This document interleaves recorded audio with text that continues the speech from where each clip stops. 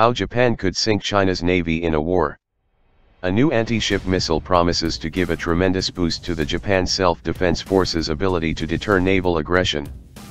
The missile, known as XASM-3, can travel at speeds of Mach 3, evading missile defenses to sink enemy surface ships. The missiles will be a significant worry for China, whose navy will have to sail within range of the missiles in order to reach the North Pacific Ocean. Traditional anti-ship missiles such as the U.S.-made Harpoon and French Exocet use rocket motors and turbojet engines to fly at subsonic speeds. The missiles are collectively known as sea skimmers due to their ability to fly as little as 15 feet above the waves. The advantage to this low-altitude flight is that incoming missiles are hidden from targets by the curvature of the Earth.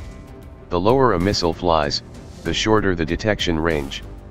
A radar 60 feet off the ground can detect a sea skimming missile flying at 30 feet at a range of 19 miles. Assuming a Harpoon missile flies at a height of 10 meters, enemy air defenses will pick it up on their radars only in the last 2 minutes of flight, giving them little time to react. The use of subsonic sea skimmers was the status quo in the West until recently. Although new technologies had been developed such as the Soviet ramjet-powered P-270 Mesquite missile, the Cold War ended before the United States, NATO, and other allied nations could catch up.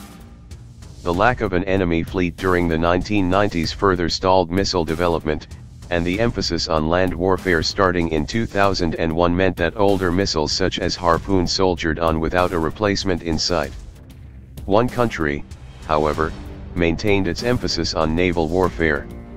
It observed a neighbor and traditional adversary quickly improve the quality and quantity of its navy, building scores of frigates and destroyers, its first landing platform dock amphibious ships and begin work on a fleet of aircraft carriers. That country was Japan, which has quietly watched as the People's Liberation Army Navy, PLAN, has gone from a green water navy capable of operating only in regional seas relatively close to home to a full-fledged blue water fleet operating as far as the Indian Ocean and Baltic Sea. The PLAN is now considerably larger than the Japan's maritime self-defense force in both overall tonnage and number of ships. Under development since the mid-2000s, the new XASM-3 anti-ship missile promises to go a long way toward redirecting the balance of power back to Japan. Like the Mesquite, XASM-3 is powered by a ramjet and has a maximum speed in excess of Mach 3. Like anti-ship missiles before it, XASM-3 also flies at just above the wave tops. The combination of the two means any ship unlucky enough to be on the receiving end would have less than 30 seconds from detection to impact to act. According to Navy recognition, XASM-3 is a ramjet rocket-powered engine a range of 92 miles and very likely more. The missile is 17 feet long with a weight of nearly 2,000 pounds, making it smaller than the U.S. Navy's Tomahawk land attack missile and SM-6 air defense interceptor. XASM-3 reportedly has with inertial/GPS navigation switching over to an passive or active seeker in the terminal phase. The Air Self-Defense Forces F-2 multi-role fighter will carry up to 2 of the missiles. Production of the missiles is set to start next year in 2018.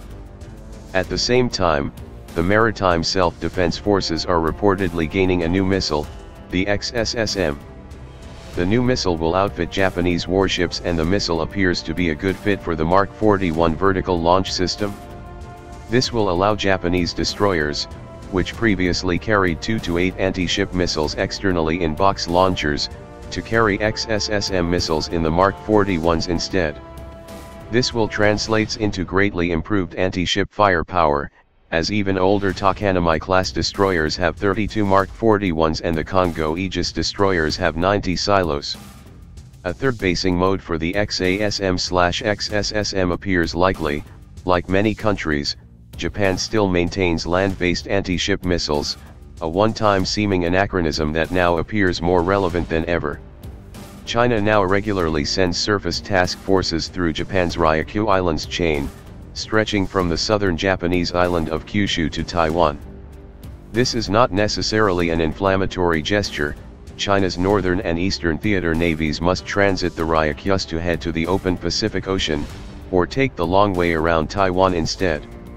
In peacetime the plan, although traveling through Japan's exclusive economic zone, can invoke the right of innocent passage to legally pass through.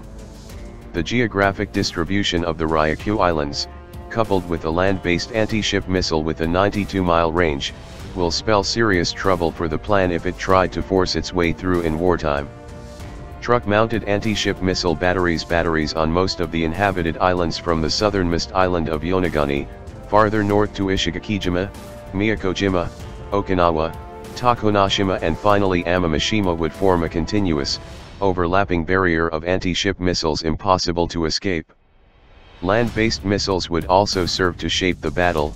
As the plan traveled north or south to avoid the Ryukyuan gauntlet, they could run into Japan's excellent Soryu-class diesel-electric attack submarines, Hayabusa-class guided missile patrol boats or F-2 fighters armed with the XASM-3. The development of more capable anti-ship missiles will go a long way toward redressing the imbalance of forces between Japan and China, and making Japanese littoral waters an unattractive place to be in wartime without building a single new ship. The formidable nature of these missiles throws a bucket of cold water poured on any notions that Japan could be intimidated or beaten at sea. The only escape from these missiles will be to avoid war,